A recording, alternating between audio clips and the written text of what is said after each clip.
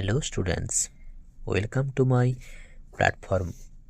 উচ্চ মাধ্যমিক পরীক্ষা 2026-এর প্রতিটি ছাত্রছাত্রীকে শুভাশিস জানিয়ে নিউট্রিশন সেমিস্টার 4-এর কিছু গুরুত্বপূর্ণ প্রশ্ন উত্তর আজ আলোচনা করব।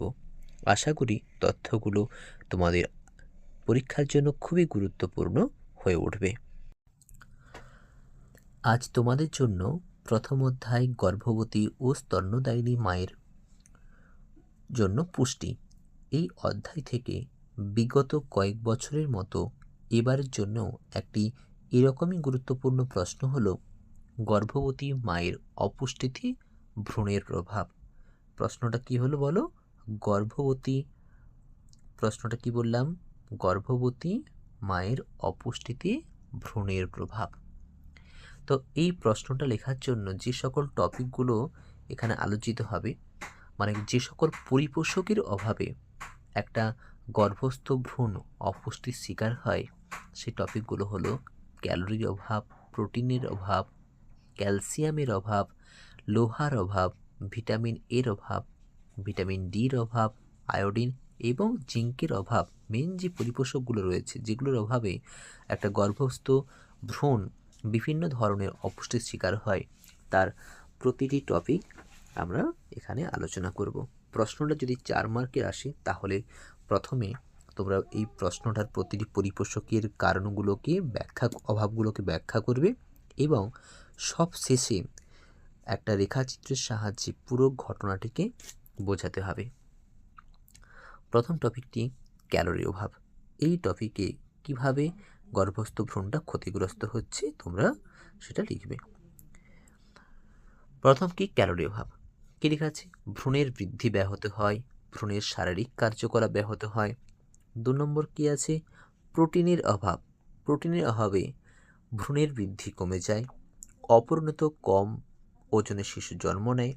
রোডোপসিন এবং হিমোগ্লোবিন এই দুটো প্রোটিন, যা একটা তোমরা সবাই জানো যে চোখের রডকোষ গঠনের জন্য দায়ী এবং রক্তের যে প্রধান রঞ্জক হিমোগ্লোবিন তৈরির জন্য দায়ী। যে হিমোগ্লোবিন মানে রক্ত কি করে? সারা শরীরে পুষ্টি উপাদান, তার সঙ্গে সঙ্গে অক্সিজেন এবং বিভিন্ন ধরনের রোগ জীবাণুর প্রতিরোধক হিসাবে কাজ করে। আর এর গুরুত্বপূর্ণ অ্যামিনো অ্যাসিড যার নাম কি? ট্রিপ্টোফ্যান, যা তৈরি না হলে শিশুর মস্তিষ্কের বিকাশ ব্যাহত হবে।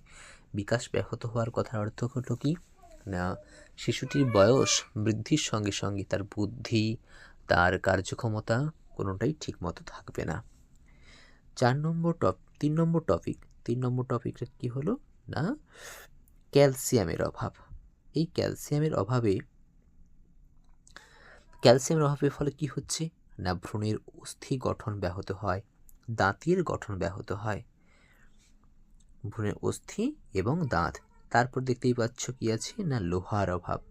এই লোহার অভাবে কি হবে না, একজন শিশুর হিমোগ্লোবিন তৈরি কমে যাবে, ভ্রূণের বৃদ্ধি ব্যাহত হবে, ভ্রূণের অপুষ্টি দেখা যাবে। ভিটামিন এর অভাব। ভিটামিন এর অভাবে চোখের রেটিনায় রডকুশ তৈরি হবে না। যে রডকুশ তৈরি না হলে সে রাতের মৃদু আলোতে দেখতে পাবে না, দৃষ্টিশক্তির সমস্যা হবে। ভিটামিন ডির অভাব।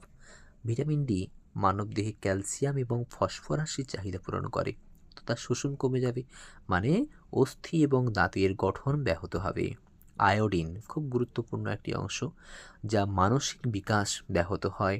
স্নায়ুতন্ত্রের গঠন ঠিকমতো না থাকলে পরিবেশের বিভিন্ন উদ্দীপনায় উদ্দীপিত হওয়া, তার অনুযায়ী বিভিন্নভাবে সাড়া প্রদান করা, এই সমস্ত কাজগুলো তার পক্ষে সম্ভব হয়ে উঠবে না। এবং সবশেষ যে পয়েন্টটি তা হলো জিঙ্ক।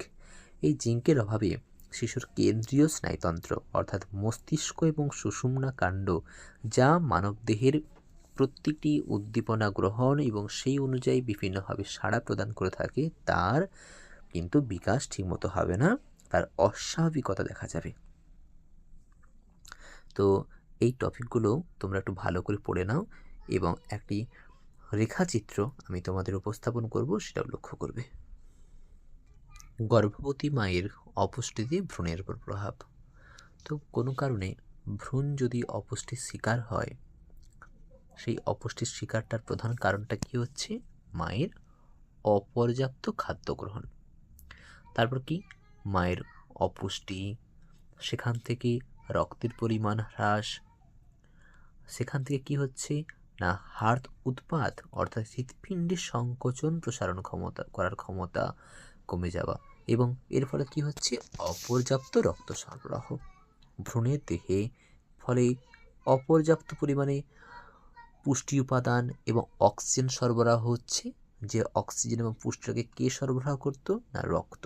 রক্ত ঠিকমতো সরবরাহ করতে পারছে না পুষ্টি উপাদান এবং অক্সিজেন। এর ফলে প্লাসেন্টা বা যাকে আমরা বাংলাতে বলি অমরা, তার আকার আয়তন কমে যাচ্ছে, তার পুষ্টি উপাদান সেও সরবরাহ করতে পারছে না, একটা ভ্রূণকে সরবরাহ করতে পারছে না, ফলে ভ্রূণের বৃদ্ধি এবং বিকাশ বাধাপ্রাপ্ত হচ্ছে। এবং সবশেষে তো এভাবে একটা শিশু কিন্তু মৃত্যুর মুখেও চলে যেতে পারে। তো এই ছিল তোমাদের টপিক, ভালো করে মুখস্থ করে নাও আর সব থেকে সেরা নাম্বারটা তুলে নাও।